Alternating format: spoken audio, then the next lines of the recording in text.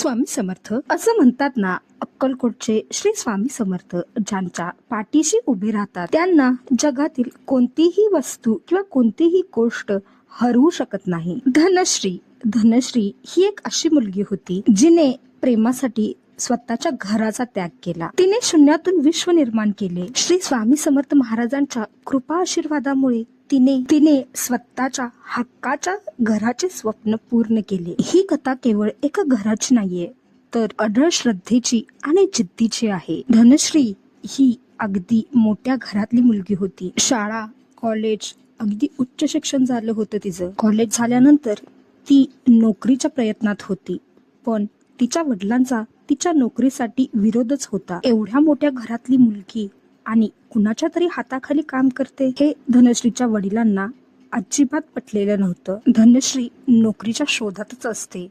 तिला नोकरी मिळते. बघता बघता धनश्रीने नोकरीला जाण्यास सुरुवात केली. तिला आता नोकरीची हळूहळू आवडच भासू लागली होती. ती दररोज तिच्या कामाला जात असे, पण तिचे वडील, तिचे भाऊ तिला नेहमी म्हणायचे, तू कशाला काम करत आहेस? आम्ही आहोत तुझं पोट भरण्यासाठी, तर तुला कशाला हवी आहे नोकरी? मी माझं असं काहीतरी स्वतःच कर्तृत्व घडवायचं आहे मला, म्हणून मी ही नोकरी करत आहे. धनश्री खूपच घाईमध्ये असते. घाईमध्ये तिचा लॅपटॉप ती घरीच विसरून जाते. आज तिची खूप महत्वाची अशी मीटिंग असते. त्यामध्ये तिने तयार केलेलं प्रेझेंटेशन तिला प्रेझेंट करायचं असतं, पण लॅपटॉप घरी विसरल्यामुळे तिला ते करणं आता अशक्यच वाटत होतं. पण इतक्यात सुयोग नावाचा एक मुलगा तिच्या जवळ येतो आणि तिला सांगतो, हे बघ धनश्री, तू अजिबात घाबरू नकोस. हे माझं प्रेझेंटेशन घे आणि तू प्रेझेंट कर. पण धनश्री त्याला म्हणते, अरे पण तुझ्या प्रेझेंटेशनचं काय? माझं प्रेझेंटेशन तर उद्या आहे, तुझं आज आहे, सो तू कर. धनश्रीला खूप आनंद होतो आणि ती तिचं प्रेझेंटेशन अगदी छान प्रकारे करते. हळूहळू धनश्री आणि सुयोग यांच्यामधली मैत्री वाढत जाते. सुयोगला सुरुवातीला धनश्री कोण आहे हे माहिती नसतं आणि धनश्रीला देखील सुयोगची परिस्थिती काय आहे हे अजिबात माहिती नसतं. त्या दोघांनी पुढे जाऊन लग्न करण्याचा निर्णय घेतला. ही गोष्ट ज्या वेळेस धनश्रींच्या घरच्यांना समजते त्यावेळेस त्यांना हे अजिबात पसंत नसतं. सुयोगची आणि धनश्रीची कोणत्याही बाबतीत तुलना होतच नाही. असा मुलगा जो आमच्या मुलीच्या हाताखाली काम करतो, अशा मुलाबरोबर आमच्या मुलीचं लग्न होऊच शकत नाही. ना सुयोगचे असे स्वतःचे घर आहे, ना त्याचं कुटुंब आहे. अशा परिस्थितीमध्ये आमच्या मुलीचं लग्न आम्ही सुयोग बरोबर कदापि लावून देऊ शकत नाही. ती सर्वांना सांगते, मी लग्न केलं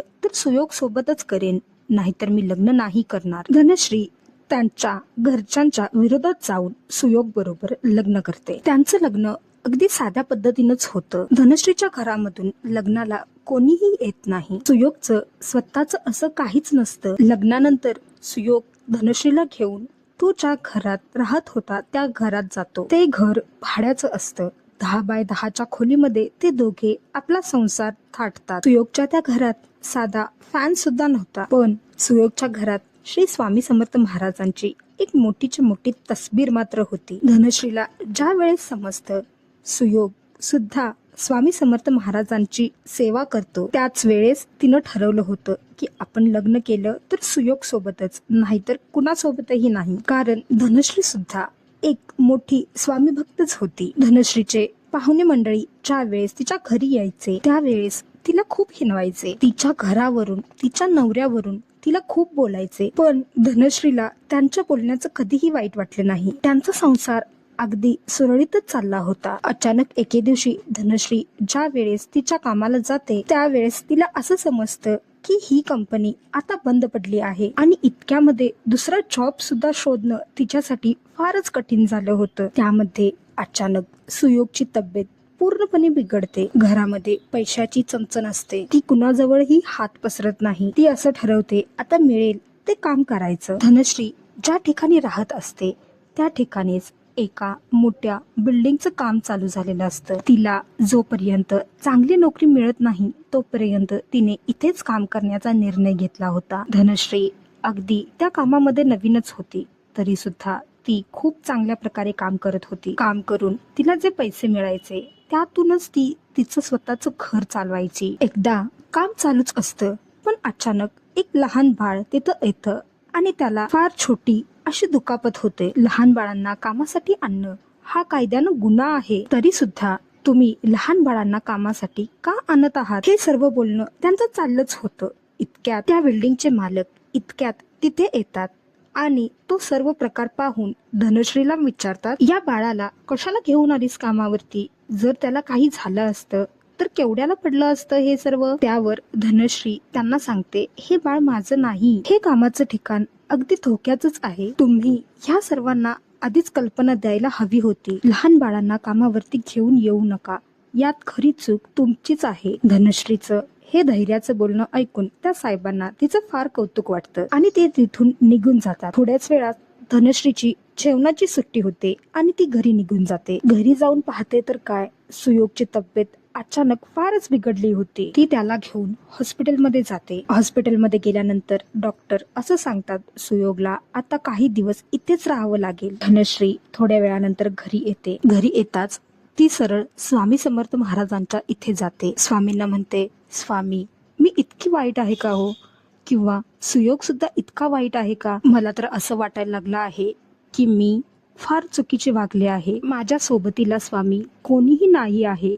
मला फक्त तुमचाच आधार आहे स्वामी. आता मी काय करू? माझ्यासाठी सर्व दरवाजे बंद झाले आहेत. धनश्री खूप जास्त रडते आणि तिथेच झोपी जाते. दुसऱ्या दिवशी धनश्री कामाला निघून जाते. कामाला गेल्यानंतर ते साहेब पुन्हा तिथे येतात. धनश्रीला म्हणतात, तुझं शिक्षण झालेलं दिसतंय, तरी सुद्धा तू असलं काम का करत आहेस बाळा? त्यावर धनश्री त्यांना सर्व काही सांगते. ते तिला म्हणतात, ठीक आहे, तू काळजी करू नकोस, तू आजपासून आमचं ऑफिस जॉईन कर. आम्हाला सुद्धा एक धाडशी आणि हुशार एम्प्लॉई हवीच होती.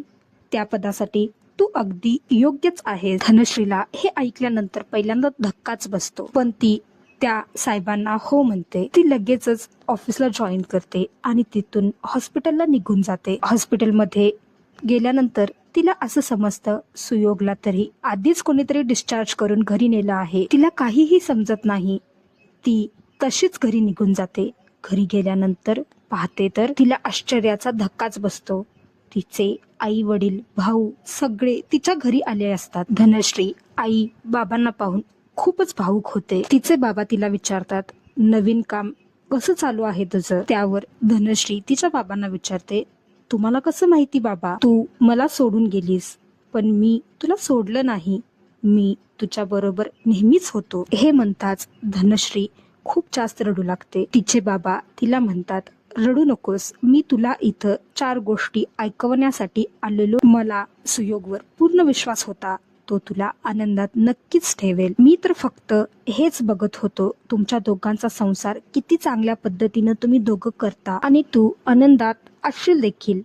पण आयुष्य कधी कधी तरी अशी परीक्षा घेतं, ज्यामुळे दूर झालेली नाती सुद्धा जवळ येतात. धनश्रीला आता थोडा धीर येतो. तिचे आई वडील, तिचं सर्व कुटुंब तिच्या सोबत होतं. सर्वात मोठा आधार म्हणजे स्वामी तिच्या पाठीशी होते. ती सर्वांना म्हणते, माझ्यासोबत कालपर्यंत कोणीच नव्हतं, माझ्यासोबत माझे स्वामीच होते. मी आजपर्यंत स्वामींकडे काहीच मागितलं नाही, पण काल मी एक गोष्ट त्यांच्याजवळ मागितली आणि त्यांनी ती आज मला दिली सुद्धा. आई बाबा, मला माफ करा जर मी काही चुकीचे वागले असेल तर. त्यावर तिचे बाबा तिला म्हणतात, अजिबात नाही, तू काही चुकीचं वागली आहेस असं मला नाही वाटत. तू तुझा निर्णय तू स्वतः घेतलास आणि त्या निर्णयावर तू कायम राहिलीस आणि असाच निर्णय तू तुझ्या पुढच्या सर्व आयुष्यांमध्ये घे, जेणेकरून तुझ्या आयुष्याचं कल्याणच होईल. ज्या वेळेस तुला गरज लागेल त्या वेळेस मी तर असेनच तुझ्या बरोबर.